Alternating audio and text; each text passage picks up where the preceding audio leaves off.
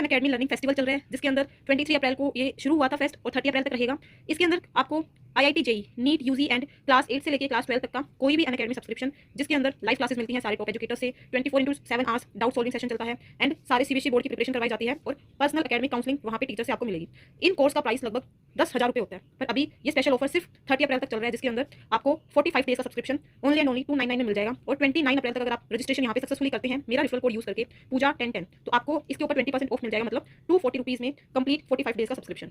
And इसके अलावा guys आप सबके साथ एक बहुत ही अमेजिंग बात शेयर करना चाहूंगी कि आप अगर CBSE के बच्चे हो या IIT JEE नीट आपके नॉन में कोई ऐसे बच्चे हैं, इसके अलावा अगर आप पोस्ट ग्रेजुएट एग्जाम्स की तैयारी कर रहे हो जिसमें आपके बेसिक्स बहुत ही ज़्यादा इंपॉर्टेंट होते हैं, तो ये 45 डेज का अकेडमी का सब्सक्रिप्शन जो कि 10,000 रुपये का होता है, इसको आप लोग सिर्फ और सिर्फ 240 रुपीज में ले सकते हो 30 अप्रैल तक मेरा रेफरल कोड पूजा 1010 यूज करने के बाद। तो ये ऑफर भूलना मत, 30 अप्रैल तक ही वैलिड है, तो मेरा रेफरल कोड पूजा 1010 यूज करके इसको परचेज कर लो। इसका लिंक मैंने नीचे डिस्क्रिप्शन बॉक्स में दिया हुआ है। आपके कंप्लीट कोर्स की तैयारी आप अपने किसी भी मनपसंद एजुकेटर के साथ कर सकते हो। आपको एक सब्सक्रिप्शन में सारे एजुकेटर मिल जाएंगे, जिसमें आपकी प्रिपरेशन काफी बूस्ट अप होगी। सो इस अपॉर्चुनिटी को मिस मत करिए और जल्दी से जाइए सब्सक्रिप्शन को ले लीजिए। आप चाहे IIT के स्टूडेंट हैं या फिर नीट के हैं या फिर क्लास 8 से क्लास 12 तक के हैं, इन सब स्टूडेंट्स के लिए काफी ज्यादा अमेजिंग अपॉर्चुनिटी अभी यहाँ पे देखने को मिल रही है।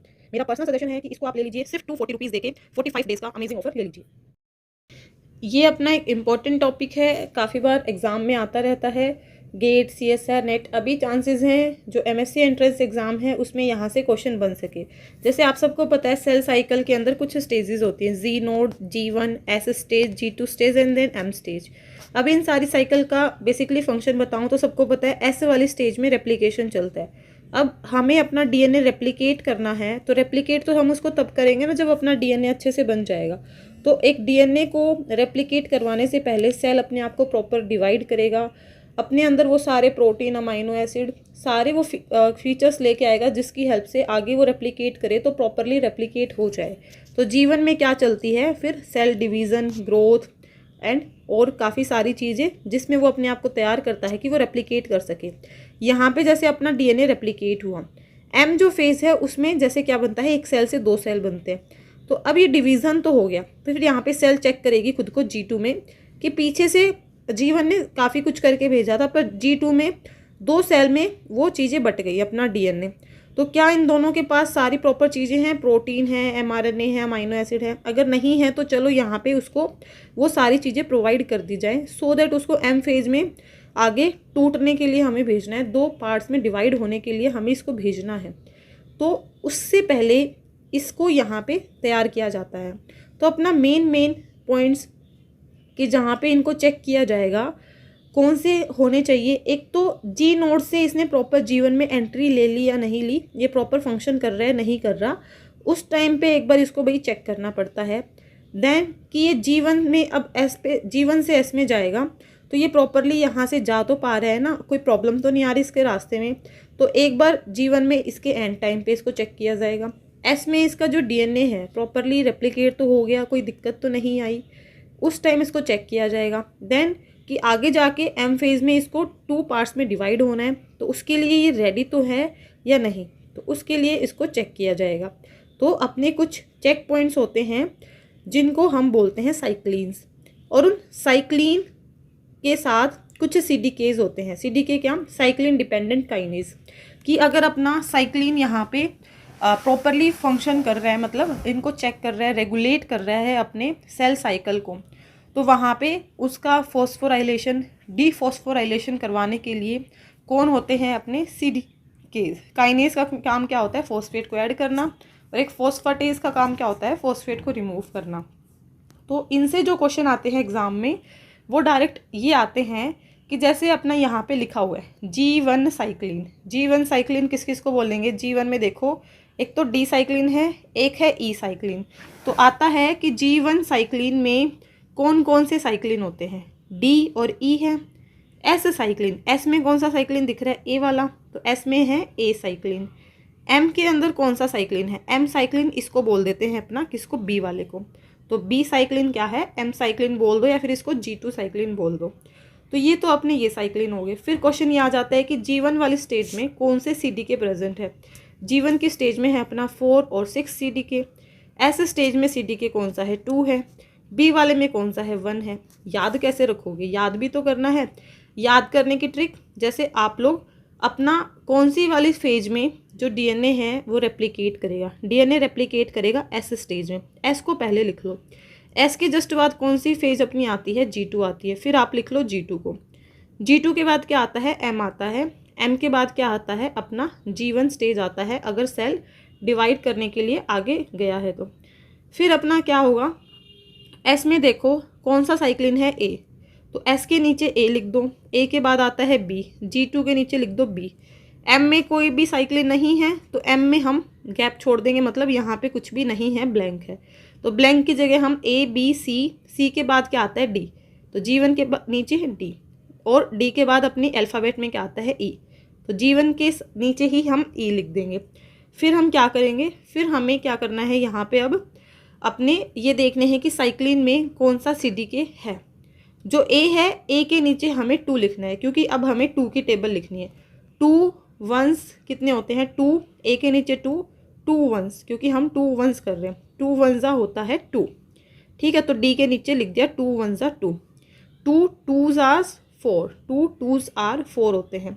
देन हमने यहाँ पे क्या लिख दिया, 2 3s आर 6। तो मैंने यहाँ पे ये क्लियर नहीं दिख रहा, मैंने जो यहाँ पे लिखा है वो ये लिखा है। अगर मैं इसको बैक करूँ, एक सेकेंड, ये तो सबको दिख रहा है, SG2 MG1। फिर मैंने लिखा है AB-DE, A के नीचे मैंने लिखा 2, B के नीचे मैंने लिखा 1 कि 2 1s आर, फिर D के नीचे लिखे मैंने 2, 2 2s are 4 and 2 3s are 6। 2 की टेबल मैंने लिख ली, यहाँ पे मैंने ABCD लिख ली, यहाँ पे मैंने जहाँ से अपना DNA डबल होगा वो वाला पैटर्न लिख लिया। अब आपका कोई भी क्वेश्चन आ जाए आप भूलोगे नहीं। अगर आपसे पूछ ले एग्ज़ाम के अंदर कि ये बताओ कि S वाली फेज में कौन सा साइक्लिन प्रेजेंट है, ये वाली लाइन साइक्लिन को रिप्रेजेंट कर रही है, तो आपको याद रह जाएगा S में प्रेजेंट है A साइक्लिन, कौन सा CDK है, CDK 2, S में प्रेजेंट है CDK 2 है। G2 में कौन सा साइक्लिन है, साइक्लिन B, कौन सा CDK प्रेजेंट है, CDK 1, याद रह जाएगा। M में ना तो साइक्लिन है ना CDK है।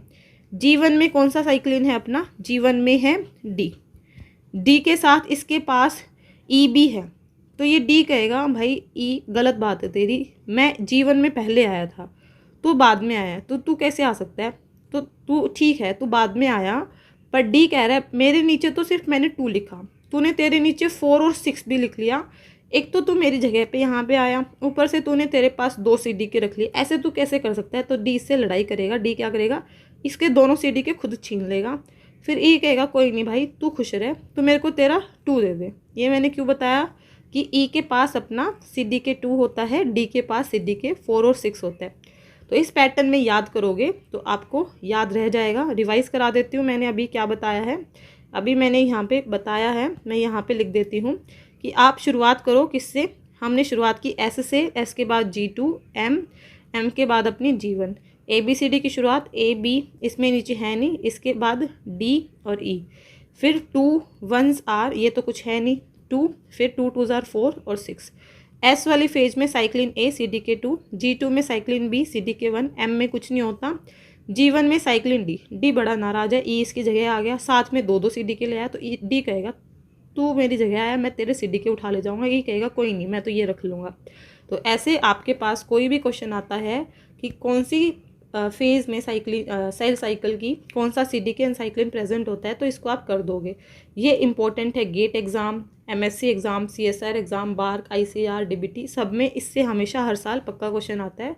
तो ये काफ़ी इंपॉर्टेंट अपनी टेबल है। Okay, so all the best everyone. अगर आप लोगों को मेरे लेक्चर्स अच्छे लगते हैं तो आप मेरी अनअकैडमी की फ्री क्लासेस को भी रेगुलरली देख सकते हो, मेरे यूट्यूब चैनल की फ्री क्लासेस को देख सकते हो। मेरा पेड भी कोर्स चल रहा है for the MSc entrance preparation, HTET preparation, तो आप उस वाले पेड कोर्स को भी ज्वाइन कर सकते हो। ठीक है, बाकी कोई डाउट हो तो कमेंट बॉक्स में कमेंट कर देना। और जो अभी अनअकैडमी का सब्सक्रिप्शन चल रहा है 30 अप्रैल तक सिर्फ 240 रुपये में 45 डेज़ का सब्सक्रिप्शन, काफ़ी अच्छी अपॉर्चुनिटी है, उसको मिस मत करिएगा। सच में आपका काफ़ी फ़ायदा होने वाला है अगर आप वहाँ से रेगुलर क्लासेस देख लोगे।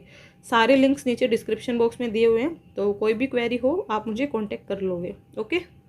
यहाँ पे जो लिंक मैंने दिया हुआ है सब्सक्रिप्शन लेने का कि कैसे आप लोग सब्सक्रिप्शन ले सकते हो, जो अभी चल रहा है 240 रुपीज़ का। तो इसमें देखो यहाँ पे ऑप्शन है सीबीएसई क्लास 8, आपको जिस भी क्लास का लेना है ले सकते हो। इसके अलावा आपको IIT जेईई नीट यूजी का लेना है, तो ये क्लिक हियर पे क्लिक किया और यहाँ पे ऑप्शन आया है नीट का और IIT जेईई का और सीबीएसई क्लास 8 से 12। तो आपको नीट अगर यूजी का लेना है जिसमें आपको ये सब्सक्रिप्शन मिल जाए, तो इस पर आप सब्सक्राइब नाउ का क्लिक करिए। जैसे ही सब्सक्राइब नाउ पे आप क्लिक करोगे तो यहाँ पे ऑप्शन आएगा प्लस और आइकॉनिक। आपको प्लस वाला लेना है, आइकॉनिक नहीं लेना, तो सेलेक्ट आप प्लस पे करोगे। सेलेक्ट प्लस पे किया तो इसके अलावा यहाँ पे ऐसे आएगा कुछ और आपको यहाँ पे ऑफर देखने को मिलेंगे। कुछ और ऑफर्स में जस्ट ए मिनट, ये वाला जो सब्सक्रिप्शन है ये ऑलरेडी इस वाली आईडी से ले लिया गया है। एक ऑप्शन यहाँ पे आपको आएगा 1 मंथ वाला, 1 मंथ के आगे 299 लिखा हुआ होगा, तो आपको उसके ऊपर क्लिक करना है। उसके ऊपर इधर से तो क्लिक करोगे और नीचे जो ये बॉक्स आ रहा है इस बॉक्स में आप रेफरल कोड को लिख दोगे। जैसे उस पर आपने जैसे क्लिक किया, जैसे ये मान लो 3 मंथ्स वाले पे मैंने क्लिक किया हुआ है और यहाँ पे मैं रेफरल कोड लिख रही हूँ पूजा 1010। तो मैंने प्रोसीड, इसकी देखो ओरिजिनल फीस यहाँ पे 5000 पर मंथ दिख रही है, पर जैसे ही मैंने ये पूजा 1010 यहाँ पे लिखा और इसको अप्लाई किया तो अप्लाई करते ही जो ये फी है अभी देखो 4000 पे होगी, 20% डाउन हो गया, 5000 का 20% 1000 रुपये होते हैं वो यहाँ पे कम हो गया। वैसे ही आप जो 1 मंथ का है जिसमें 300 रुपये फीस है, आप कोड लगाओगे तो आपका 60 रुपये कम हो जाएगा, 240 पे आपको करना होगा। सो प्रोसीड टू पेमेंट पे आप फिर क्लिक कर दोगे। जैसे ही प्रोसीड टू पेमेंट पे यहाँ पे आप क्लिक करोगे तो देखो ये आप चेक कर लेना कि कोड आपका वापस से सही लगा तो है ना, क्योंकि ऑटोमेटिकली ये बीच में गलत शो करने लग जाता है। तो देखो यहाँ पे ऑटोमेटिकली कुछ क्लिक्स हो गए मेरे से बटन, तो मैं यहाँ पे फिर से लिख देती हूँ पूजा 1010, तो इसको मैं अप्लाई पे क्लिक कर देती हूँ। और जैसे ही मैंने इसको अप्लाई पे किया तो देखो अब मेरा जो ये ऑफर है 12000 पे आ गया। अब मुझे मेरे पास पहले से कॉइंस थे तो कॉइंस का बेनिफिट हो गया। अब आपको कौन से पेमेंट करनी है, यूपीआई, नेट बैंकिंग कार्ड, उस पर आप क्लिक कर लेना। अगर आप फोन पे यूज करते हो तो यूपीआई क्लिक करके अपनी आईडी फिल कर दो, फिर आपके पास फोन में या फिर आपके मैसेज आएगा कि प्रोसीड टू पेमेंट, तो आपको क्लिक कर देना, परमिशन दे देना, तो आपका सब्सक्रिप्शन डन हो जाएगा।